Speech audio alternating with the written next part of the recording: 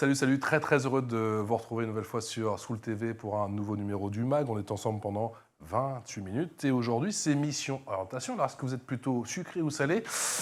Notre thème va intéresser en tout cas les gourmands, mais pas seulement. Voici sans plus tarder le sommaire. Boulanger-pâtissier, deux métiers ô combien magnifiques, mais ont-ils encore la cote? Cette filière artisanale doit faire face, il est vrai, à une véritable pénurie de main-d'œuvre et la situation sanitaire, il faut le dire, n'a pas arrangé les choses. Boulangerie, pâtisserie, en quête de bras, on en parle dans un instant. Dans ce MAG, les pâtissiers seront mis à l'honneur. On sera avec une apprentie, un chef pâtissier. On parlera également formation, mais aussi d'un savoir-faire bien français. Tiens, d'ailleurs, en parlant de savoir-faire, est-ce que ce savoir-faire justement s'exporte hors de nos frontières? Les boulangers et pâtissiers sont-ils nombreux à tenter l'aventure à l'étranger? Irina Capron vous dira tout dans un instant. Je vous présente sans plus tarder mes invités. Samantha Briand, bonjour.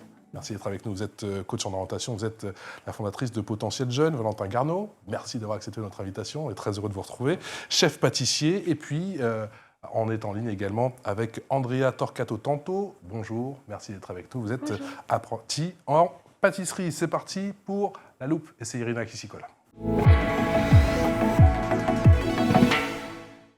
Salut Irina. Salut Patrice, bonjour à tous. On parle de pénurie. Pourquoi il y a une pénurie effectivement dans cette filière qui est pourtant si porteuse? Alors il faut savoir qu'il y a 21 000 postes à pourvoir en France en boulangerie-pâtisserie, 10 000 pâtissiers, 8 000 boulangers et 3 000 vendeurs.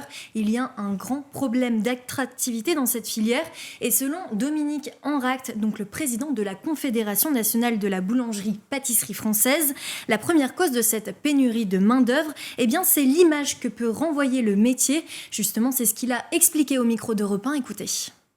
Je crois qu'on souffre surtout de cette image de marque. Vous savez, il y a eu un sondage qui disait on adore la boulangerie à 95% et par contre on n'y mettrait pas nos enfants parce qu'on pense que c'est dur. Vous savez encore l'image de la maison des hôtes de Bernard Clavel. Mais on sait aujourd'hui que bon, le code du travail est le même pour tout le monde.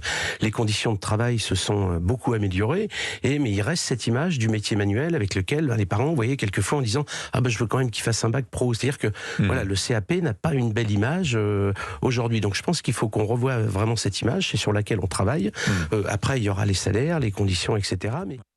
Alors, un problème d'image, Irina, mais pas seulement. Le salaire, les conditions, de plus en plus de jeunes abandonnent souvent leur formation et même des fois dès la première année. Et oui, alors le salaire, un débutant en boulangerie-pâtisserie va gagner le SMIC, soit environ 1 500 € bruts par mois. Mais il ne faut pas oublier que le salaire peut évoluer au fil de sa carrière et atteindre des salaires de cadre, par exemple. Et les conditions, nous le savons, pour travailler dans ce domaine, il faut être passionné. Bon, tout d'abord parce que c'est important de faire un métier que l'on aime, mais aussi les horaires ne sont pas faciles. Je rappelle, un boulanger-pâtissier se lève très tôt, vers 3 heures du matin, et il travaille également les week-ends. Donc il y a des concessions, des sacrifices à faire, et c'est pas toujours évident pour les jeunes. C'est quoi les différentes formations pour devenir justement boulanger ou pâtissier? Alors dès la fin de la 3e, vous pouvez envisager un bac pro boulanger-pâtissier en 3 ans, une formation qui peut être également préparée en apprentissage si vous trouvez un employeur. Vous pouvez également faire un CAP boulangerie en 2 ans, accompagné d'une mention complémentaire d'1 an, donc 3 ans au total. La mention complémentaire, c'est comme une spécialisation. Il y a la mention boulangerie spécialisée en pains variés ou encore la mention complémentaire pâtisserie boulangère, ou alors vous pouvez faire un brevet professionnel boulanger en 2 ans. Un secteur qui est en pleine mutation? Alors oui, la consommation de pain s'est modifiée après la sortie de la Seconde Guerre mondiale. À l'époque, le pain était considéré comme un produit de première nécessité. Les Français en consommaient environ 900 grammes par jour et par personne. Aujourd'hui, les Français privilégient plus la qualité par rapport à la quantité. Ils en consomment environ 90 grammes par jour et par personne. Et c'est un secteur qui se modifie en permanence parce que les habitudes de consommation évoluent également. Et les professionnels doivent s'adapter à ces nouvelles tendances. Alors, ils proposent désormais une gamme assez large de salés avec des sandwichs, des pizzas, des quiches ou encore des produits traiteurs. J'ai envie de manger du coup. Merci Irina. Allez, tout de suite, l'expression orale.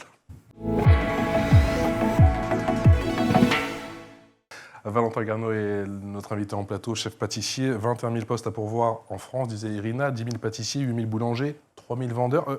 Pourquoi ça coince? Pourquoi ça coince? Comme on disait, exactement l'image.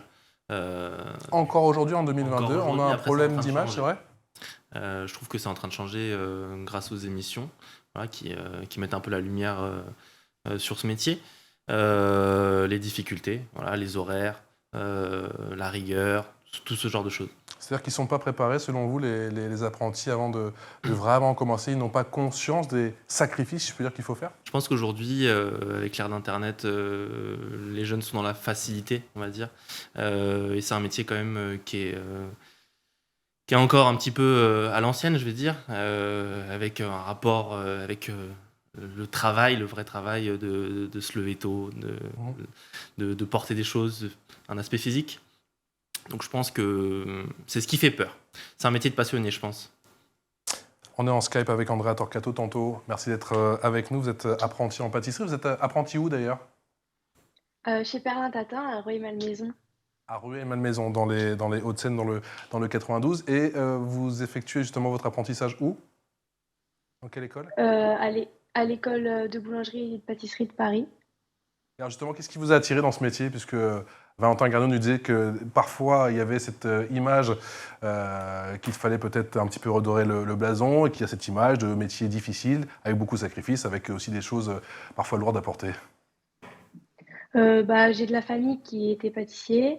J'ai grandi dans une boulangerie dans ma famille. Du coup, j'ai toujours vu le côté difficile, mais surtout le côté passionné. C'est vraiment un métier de passion, je trouve aussi. Euh, le fait de porter des choses lourdes, de se lever tôt, ça passe après en fait, parce que il y a la créativité, on peut s'exprimer, il y a la rigueur, et tout ça, je trouve que c'est important et c'est super intéressant en fait. Andrea, du coup, si je comprends bien, vous êtes plutôt orienté côté pâtisserie et pas forcément boulangerie, parce que vous m'avez parlé de Oui, Perlin Tatin, c'est ça? oui, c'est ça. C'était votre choix depuis le début? Oui. Samantha, justement, comment vous expliquez, alors qu'on a deux très beaux profils aujourd'hui, avec notamment un chef pâtissier qui est reconnu, qui est cette pénurie en France? Ça paraît assez incroyable. Alors, Le pays de la baguette. oui, mais justement le pays du béret aussi. Du béret aussi. Bah Voilà, donc il s'agit, c'est vrai, comme disait Valentin, de dépoussiérer l'image. Et ça, c'est compliqué parce qu'il s'agit de la dépoussiérer auprès aussi des enseignants, des parents, de tous ceux qui accompagnent aussi les jeunes. Parce que ça se décide tôt, je pense, cette passion. Et c'est vrai qu'aujourd'hui, on axe plus notre éducation. En fait, le modèle éducatif est plus sur des filières longues, le bac général. Et voilà, et comme... Je pense que ça rassure les parents, le bac pro. C'est la stabilité. Voilà. Si notre enfant a un bac, selon les parents, si ça ne se passe pas bien dans son cursus, il aura la possibilité de choisir une autre orientation. La voie professionnelle, elle est axée sur un métier. Et donc c'est ce qui fait peur. Du moins, c'est l'impression que j'ai. Comment on redore Le fait de faire un choix très jeune, ça fait peur aux parents. Comment on redore justement le blason de cette filière professionnelle? Je ne sais pas, moi, quand on regarde nos voisins allemands, ça a toujours été valorisé chez eux. Et ici, en France, malgré les discours des politiques qui souhaitent, on a vu, il y a des initiatives qui souhaitent absolument changer les choses, on a l'impression que ça coince toujours. Vous dites que c'est avant tout dans la tête des parents? Je pense, oui, je pense que c'est quelque chose, c'est une idée reçue. Écoutez, je pense que voilà, montrer que, y a, comme disait Andrea, il y a le côté qui est artistique, de passion, le fait de faire quelque chose. Moi, ce qui m'a attiré dans ce métier, c'est le fait de faire quelque chose de mes mains et de produire quelque chose. Vous savez, il y a énormément de métiers où on rajoute seulement une touche à une pile dans un dossier. Voilà, là, vous créez un gâteau du début jusqu'à la fin, vous le vendez, vous avez les réactions des clients. Je trouve que c'est joli, je trouve que c'est beau de faire quelque chose du début jusqu'à la fin et d'y mettre son temps. Aussi, c'est ça, vous faites quelque chose du début jusqu'à la fin et vous avez vraiment votre passion a un aspect sur le produit.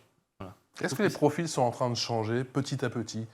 Oui, il y a énormément de reconversions professionnelles, des gens qui donc du coup vers les... Tu es issu de la filière classique et qui Exactement, bascule, ouais. même des filières, des cadres qui refont des reconversions, qui décident totalement de changer de vie. Et souvent, les retours que j'ai, c'est je faisais un métier qui était entre guillemets, qui ne m'apportait pas de passion, et j'avais l'impression d'être un petit peu dans le vent. C'est des métiers qui sont très terre à terre, je trouve, la boulangerie et la pâtisserie. Et je pense que ça rassure aussi. Je pense qu'avec un petit peu plus de maturité, on se rend compte que d'être maître de ce que l'on fait, c'est rassurant. Andrea Torquato Tanto, vous en êtes à quelle année? Et j'aimerais savoir quelle est la plus-value des concours. Est-ce que vous comptez en faire justement? Est-ce que c'est une manière justement de se faire connaître dans le métier? Actuellement, je suis en 4e année de pâtisserie. D'accord. J'ai un CAP, une mention, et là je suis en BTM. Et bah oui, je pense que les concours, ça aide. Enfin, j'en ai pas encore fait, mais Et vous en j'ai eu la préparez. chance d'être commis dans un concours. Et c'est vraiment une autre dimension de la pâtisserie. Il y a beaucoup plus de pression, mais je pense que ça aide beaucoup parce que c'est très médiatisé. Et donc, bah, on peut se faire repérer. Voilà. Et c'est tout ce qu'on vous souhaite en tout cas. Samantha, quel est justement, Valentin Garneau en parlait, l'impact de tous ces talents de show, si je puis dire, qu'on voit sur de nombreuses chaînes? Ça a un petit peu aidé à modifier l'image de la boulangerie, de la cuisine, de la pâtisserie? Oui, indéniablement, Valentin le disait, oui, ça apporte beaucoup, mais attention, parce que justement, ça peut jeter un petit peu trop d'étoiles dans les yeux. D'accord, beaucoup de paillettes, mais ça cache Ouais, peut-être la exactement. difficulté du métier? Oui, Ouais. donc c'est vrai que c'est La très bien rigueur. parce que ça a vraiment apporté un grand coup de projecteur sur ces métiers, pâtisserie, boulangerie. Mais il ne faudrait pas non plus cacher la réalité. Ben alors, la réalité n'est pas non plus dramatique, elle a beaucoup évolué. Le métier a changé. On a aujourd'hui beaucoup d'électronique, de mécanique On va en parler. dans le métier. Ça Bien allège sûr. les tâches. On voit des femmes justement qui arrivent. Donc des choses ont changé. Il s'agirait de parler aussi de ça. Donc bien sûr que ça aide les top chefs. Et sur les concours, c'est primordial aujourd'hui? Primordial, je ne sais pas. Pour se faire une carte de visite? Après, utiliser. Tout dépend ce que vous voulez, en fait. Ce qui est intéressant aujourd'hui, c'est que la pâtisserie a changé. On peut faire plein de choses. On n'est plus cantiné à avoir sa boutique et à proposer des produits dans sa boutique. Ouais. On peut faire de la pâtisserie sur Internet. On peut faire des vidéos. On peut proposer des cours. On peut faire du traiteur. Voilà. Aujourd'hui, le métier change. Et c'est très intéressant ce que vous disiez tout à l'heure. Sur le fait que la technologie a changé le métier. C'est vrai qu'à l'époque, donc je vous parle de ça, c'est il y a 60 ans, hein, mais les boulangers commençaient à minuit parce qu'ils devaient faire pousser le pain. Aujourd'hui, on a des pousses des chambres de pousse contrôlées, donc on règle l'heure à laquelle on veut que le pain soit poussé. Faut le dire aussi, hein, les moulins font un travail. Les sacs de farine avant pesaient 50 kg. Aujourd'hui, ça a été diminué de x2, donc c'est 25 kg. Voilà. On essaye de faire en sorte que le métier soit plus facile à vivre. Andrea, on s'aperçoit que certains jeunes qui se lancent en formation, hein, comme vous en êtes à votre 4e année, décrochent, et cela parfois dès la première année, il y a un taux d'arrêt de 25%. C'est-à-dire qu'un élève sur 4 jette l'éponge la première année. Est-ce que vous comprenez justement ce phénomène? Et qu'avez-vous envie de dire justement à tous ceux qui seraient tentés par cette aventure à partir de l'année prochaine? Bah, c'est sûr qu'il y en a qui jettent l'éponge parce que bah, toutes ces émissions et tout, bah, ça donne de la poudre aux yeux. Oh, c'est trop bien, on va faire juste des gâteaux. Mais en fait, bah, nous, on nous le dit dès la première année quand on veut rentrer dans une école. Bah, c'est pas les émissions. Le travail, c'est pas les émissions. C'est pas waouh, tout est beau, tout est rose. Mais bah, moi, ce que je dis, c'est qu'il faut s'accrocher et que si on aime vraiment ce métier, on peut y arriver. Et que bah, porter un sac de 20 kilos, au final, on le fait pas tout le temps. Donc, vraiment, si on est passionné et qu'on s'accroche, on peut y arriver. Ça pourrait être un message de fin d'émission, mais rassurez-vous, on n'en est qu'à la moitié. Vous restez avec nous, bien évidemment. Andrea, Samantha, justement, quel est le message à faire passer? Est-ce que c'est propre à cette génération qui peut-être jette l'éponge un petit peu rapidement, qui lâche vite, ou je suis un peu trop caricatural? Non, c'est vrai qu'on est dans une génération qui a l'effort est compliqué. On est dans une génération de l'immédiateté, tout doit aller vite. Ouais. Donc c'est vrai Ils veulent tout de suite. Oui, ils veulent tout de suite et à l'attente. Mais ça s'apprend. Je pense que vraiment d'être soudé, c'est vrai que quand on suit des filières telles qui sont exigeantes, autant se souder et avoir des copains qui font la même formation que vous. Donc on est dans le même bateau ensemble, c'est important aussi. S'accrocher, avoir aussi des mentors, savoir aussi d'où viennent le parcours qu'ont réalisé ces personnes qu'on admire, parce qu'elles ont aussi eu des difficultés. Donc ça serait intéressant aussi de vraiment à chaque fois aller voir qu'ont fait les stars qu'on admire. Justement, quelle est l'importance du mentoring, si je puis dire, c'est comme ça qu'on appelle ça dans ce métier? J'imagine que la transmission, c'est primordial. Exactement, c'est un métier qui est très humain. Ça va au-delà du métier, c'est une relation humaine entre un maître d'apprentissage, son apprenti, parce qu'en fait tout passe par l'apprentissage, hein. Effectivement, vous avez des recettes, on vous explique des process, mais c'est vraiment la transmission. Je pense que c'est 70% du métier. La plupart des gens ont un mentor, quelqu'un qui leur a vraiment donné la passion. Je pense que la passion, on l'a, mais on l'entretient et on la cultive avec des rencontres. lors de son apprentissage, son parcours, toute sa vie. En fait, c'est un métier où on apprend toute notre vie, donc c'est génial. Irina en parlait, et je pense que c'est pas tabou, il y a justement dans sa chronique initiale, elle parlait du salaire, ça commence au SMIC. Mais concrètement aujourd'hui, boulangerie-pâtisserie, il n'y a pas de limite. Non, il n'y a pas de limite, aucune. Il n'y a pas de limite parce qu'en plus, il y a 1000 métiers, j'ai envie de dire. Bien sûr. Non, il n'y a pas de limite, donc c'est selon ses ambitions. Voilà, hein, si vous avez... Je ne demande pas votre salaire, mais en gros, Non, est-ce qu'on peut se faire 10, 15, 20, 25 000 euros par mois en boulangerie-pâtisserie? Je pense qu'il y a des gens qui touchent ces salaires, mais ils sont très rares. Mais c'est possible. Mais voilà, je pense que c'est une question d'ambition et voilà, de savoir ce que vous voulez. Irina. Justement, Valentin, racontez-nous un peu votre parcours. Est-ce que ça a été facile pour vous, après votre CAP, de trouver du travail ? Ça a été facile. Ouais, ça a été. J'étais encore en apprentissage. On a essayé de me débaucher. Donc oui, c'est un métier où il y a de la demande. Voilà, il faut pas. Moi, on m'a toujours dit, tu auras toujours du travail, tu pourras toujours voyager. Et c'est la vérité. Aujourd'hui, là, les patrons, comme vous l'avez dit, recherchent énormément de profils.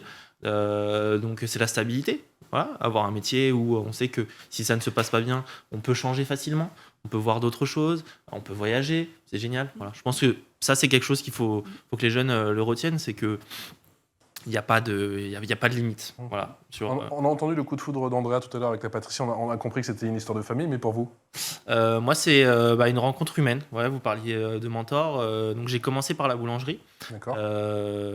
J'ai été attiré par la cuisine. J'ai fait mon stage d'apprentissage en 3e dans la boutique en bas de chez moi. Et ça a été vraiment une relation humaine avec donc j'avais 15 ans. J'ai rencontré un homme qui m'a... Qui vous a tout appris, qui vous a transmis. Il m'a transmis la passion. Et aujourd'hui, voilà, c'est comme un membre de la famille. Hein, donc, après toutes ces années. Donc voilà, moi, là, ça a été une rencontre humaine. Voilà. Et vous avez le sentiment justement d'avoir créé aussi, d'avoir stimulé d'autres apprentis à votre tour? J'essaye. Alors, il faut. Vous ne l'avez pas encore dit? Il faut demander à Andrea, parce que. Alors, Andrea, on vous pose la question, Andrea. On va travailler ensemble, mais en tout cas, oui, c'est le but. Vous pouvez dire du mal. Il n'y a pas de souci. Non. Non, moi, j'ai connu le chef Valentin Garneau en septembre et j'ai jamais autant eu envie d'apprendre. Vraiment, il donne envie de s'entraîner, il faut y aller. Enfin, il faut vraiment tout donner pour obtenir ce qu'on veut, quoi. Et du coup, vraiment, en 4 mois, ça m'a redonné goût à la pâtisserie, vraiment. Ne me le faites pas pleurer en plateau, s'il vous plaît. Ne me le faites pas pleurer en plateau. Valentin, vous êtes notamment passé par le Café Pouchkine, hein, oui. Ou encore, j'ai besoin d'aide, Stéphane Van der Mesch. Exactement. Ouais. Stéphane Van der Mesch, qui est très connu pour son kouglof. Qui est très connu, mais j'avais du mal avec la prononciation. Comment on se fait remarquer dans ce métier pour travailler dans de telles maisons? Vous savez, vous n'arrivez pas tout de suite en haut de l'échelle. Hein, oui, mais bon, si je peux me permettre, vous avez fait ça encore en très peu de temps. Vous avez 28 ans aujourd'hui, vous avez commencé quoi, à 16 ans? 15 ans. 15 ans, vous savez, ça fait pas longtemps. Je suis arrivé au Café Pouchkine, j'étais commis. Puis c'est avec le travail, hein, comme je dis, je restais, je m'entraînais. C'est des choses que j'essaye d'inculquer à mes apprentis. Faire toujours plus? Toujours plus, je sais pas. En tout cas, c'est essayer de se dépasser. Vous savez, moi, c'est un métier que je compare un petit peu au sport. Moi, j'ai fait beaucoup de sport et il faut la même rigueur, il faut la même passion. passion. Et vous savez, vous voulez évoluer, quand vous êtes sportif, vous avez un coach. Donc, moi, je compare le coach au maître d'apprentissage. Voilà, il vous dit, c'est bien, t'as acquis ça. Maintenant, on va essayer d'aller un peu plus loin. Voilà. Et ça, c'est comme je dis à tous les apprentis que je vois. Ce que vous avez acquis, vous le garderez toute votre vie. Donc, donnez-vous les moyens de passer cette marche et ça vous servira toute votre vie.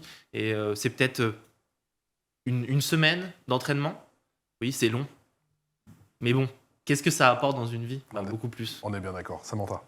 Oui, je suis d'accord. C'est vrai que j'aime bien ce terme de l'apprenti a besoin d'être coaché, donc tout le temps, de dire qu'est-ce qu'il a bien fait, tout le temps être reconnu. Et c'est important. Moi, j'aimerais bien parler aussi de cette orientation que, toi, je sais pas, Valentin, comment vous avez choisi d'aller du coup en CAP? Est-ce que avant c'était difficile au collège? J'avais un niveau moyen. Voilà, niveau moyen. Mais effectivement, c'est intéressant ce que vous dites, parce que mon père, moi, il m'encourageait à 200% pour aller dans cette voie. Et ma mère, elle voulait que je passe le bac. D'accord. Voilà. Et aujourd'hui, ils se rendent compte que j'ai fait le bon choix. Mais oui, c'est pas parce que vous êtes... Et aussi, je pense que ce qui est intéressant dans l'apprentissage, c'est que vous pouvez évoluer. Voilà. Moi, j'étais pas forcément le meilleur à l'école, mais la rigueur du métier m'a appris énormément de choses et j'avais peut-être des lacunes, on va dire, en maths ou peu importe, ou en gestion, ce genre de choses. Comme Irina, quoi. Ouais. Je suis pas au courant. Je vous donne les infos, moi. Mais voilà, avec malgré que ce soit entre guillemets une filière professionnelle, vous pouvez acquérir plein de choses et évoluer. Aussi, ça dépend de chacun. Hein. Si vous avez envie de continuer à vous instruire, voilà, il faut. C'est pour moi sa vie. Voilà, Justement, est-ce qu'il y a vraiment un bon choix de formation? On ne sait pas vraiment. Le choix de formation, il faut passer de toute façon par quelque chose apprendre les bases pour ces métiers-là. Donc, mais entre un CAP ou un bac pro, c'est dur quand même de savoir quel est le meilleur choix pour nous en soi. Alors, je vais en CAP quand j'ai besoin d'acquérir des bases, je veux aller vite et dans mon idée, c'est pouvoir travailler au bout de 2 ans. Maintenant, en sachant que souvent on constate que on enclenche des CAP, on a au final envie, on prend le goût et on va acquérir de plus en plus de compétences. Je vais en bac pro si je veux quelque chose du coup de plus, une famille de métiers. Je ne vais pas m'orienter vers un métier spécifique. Et là, j'acquiers aussi des compétences en gestion quand je vais en bac pro, donc quelque chose qui peut mener vers l'entrepreneuriat. Et après il change, c'est ce que veut faire chacun de sa vie, en fait. Allez, l'info en plus. Les boulangers pâtissiers ont la cote à l'international. États-Unis, Royaume-Uni ou encore Australie, la réputation française n'est plus à faire et beaucoup partent. Et surtout, ils ne reviennent pas. Eh oui, ils ne reviennent pratiquement pas.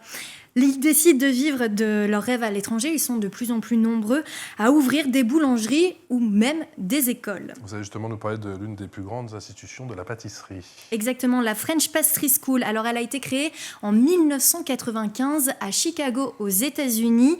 Elle a été créée par 2 chefs pâtissiers français, Jackie Pfeiffer et Sébastien Canon, comme vous pouvez le voir à l'écran. L'école compte aujourd'hui une quinzaine de professeurs et reçoit environ 1000 élèves chaque année. Alors, cette école française propose plusieurs formations, l'art de la pâtisserie, l'art du gâteau et l'art de la boulangerie. Et même avec le Covid, ils se sont adaptés et proposent maintenant des cours en ligne. Et pour ces 2 chefs, il était très important de dévoiler leur savoir-faire français à des élèves du monde entier. Valentin Garnaud, vous, est-ce que vous avez, vous aussi, l'idée de partir à l'étranger pour enseigner ou pour ouvrir une boulangerie? Est-ce que ça vous tente ou... Vous préférez? Pas du tout. Non. Pas du tout. Moi, je suis très attaché à la France et à ma famille, donc j'ai pas la volonté de partir. Mais je trouve ça très intéressant. Certains vont vous dire que vous pouvez les prendre avec vous et tout ce petit monde va, je sais pas moi, en Grèce, aux États-Unis, peu importe, en Pologne. Moi, ce que je préfère, c'est ce qui se fait souvent. Hein, on a beaucoup d'apprentis qui sont étrangers qui viennent dans nos écoles, donc on les reçoit et on leur apprend. Mais moi, j'ai pas cette volonté. Mais je trouve ça génial que voilà. C'est-à-dire qu'encore aujourd'hui, ce savoir-faire français s'exporte encore? Oui. Oui. Il y a ce label français, quand même. Exactement. D'accord, la French Touch. À l'école, on vous apprend la boulangerie, la pâtisserie, on l'a dit. On vous apprend aussi à devenir de véritables entrepreneurs. Est-ce que les formations sont tournées de plus en plus vers cela? Oui, mais pas à tous les niveaux. Voilà. Ça vient dans un deuxième temps? Voilà, dans un deuxième temps. C'est par étapes. Samantha. Oui, CAP, on est vraiment dans la technique. C'est le professionnel. D'accord. Et après, moi, je me rappelle qu'en brevet professionnel en boulangerie, le but, c'était de nous apprendre à être soit des managers de plus grosses structures ou de futurs chefs d'entreprise. Donc, il y a le côté gestion, management. Voilà, tout. Business plan, ce qu'adore Irina, d'ailleurs. Oui, on y va petit à petit. C'est comme certains qui arrivent de bacs généraux vont retourner en CAP parce qu'ils ont peut-être des connaissances de gestion, bien sûr. mais ils n'ont pas des connaissances techniques. Alors là, c'est vrai qu'ils font le CAP en 1 an, je crois. C'est ça, exactement. Et je voulais revenir un petit peu sur ce choix de CAP ou bac professionnel. Je trouve que le bac pro, il a plus l'aspect scolaire. Voilà. On est toujours dans un cadre scolaire, alors que le CAP, il est plus axé professionnalisant. professionnel. Voilà. D'accord. Donc tout dépend en fait si vous êtes prêt ou pas aussi. On dit quel est le bon parcours, je sais pas quel est le bon parcours. Je pense que c'est tout à chacun. D'accord. Est-ce que vous êtes prêt à vous lancer tout de suite dans le métier et d'être en alternance, d'avoir ce côté professionnel. C'est pas la meilleure solution au final pour savoir si on est fait pour ça? Tout de suite humer un petit peu le métier et... Moi, je pense vraiment que c'est tous les cas sont différents. D'accord. Vous avez des gens qui sont matures plus vite, des gens D'accord. qui sont prêts, très jeunes, d'autres non. Et c'est pas parce qu'on a fait un CAP qu'on sera moins bon qu'une personne qui a fait un bac professionnel. Bien sûr. Et inversement. Voilà, ça il faut le savoir. Et c'est essayer, c'est les stages. Je dirais Oui, plutôt possible. ouais. Non, Même avant de démarrer, avant de se dire je veux faire un CAP. Oui, c'est très intéressant. Il faut aller voir en fait les professionnels, discuter avec eux, ne pas hésiter à faire des stages de 3e ou même est-ce que ce week-end je peux venir faire une initiation. Voilà. Quel est votre rêve, Andrea? Je sais que vous êtes toujours avec nous. L'étranger, ça vous tente? Oui. Oui, j'aimerais vraiment, après mon apprentissage, partir un maximum pour tout voir et après revenir, peut-être. Je retire le peut-être. Emmagasiner un maximum d'expérience, effectivement, à l'étranger et revenir. Peut-être, et peut-être le meilleur plan, ce serait où? Pour l'instant, je sais pas, je veux tout découvrir et après, je me ferai un plan.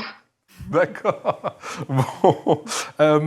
Quel rôle peut jouer, on en a un petit peu parlé, Valentin Garnaud, mais le numérique dans le monde de la pâtisserie aujourd'hui, est-ce qu'il a une place prépondérante? Oui. Alors, il y a on disait ce qui a mis la lumière sur le métier, c'est les émissions. Mais aujourd'hui, il y a quand même l'ère Instagram.